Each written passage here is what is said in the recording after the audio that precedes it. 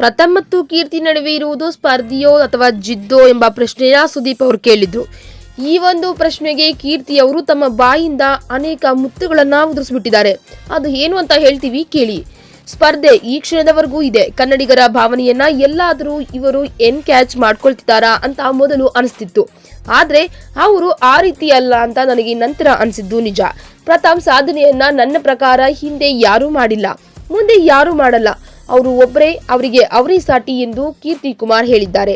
ಅಷ್ಟೇ ಅಲ್ಲದೆ ನನಗೆ ಅತ್ಯಂತ ಟಫ್ ಕಾಂಪಿಟೇಟರ್ ಪ್ರಥಮ್ ಅಂತ ಬಹಳ ಹೆಮ್ಮೆಯಿಂದ ಹೇಳ್ಕೊಳ್ತೇನೆ.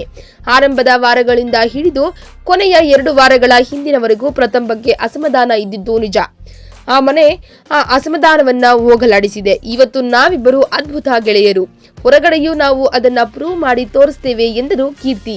ಈ ವಿಡಿಯೋ ಬಗ್ಗೆ ನಿಮ್ಮ ಅನಿಸಿಕೆ ಹಾಗೂ ಅಭಿಪ್ರಾಯಗಳನ್ನು ನಮ್ಮ ಕಾಮೆಂಟ್ ಬಾಕ್ಸ್ ನಲ್ಲಿ ತಿಳಿಸಿ.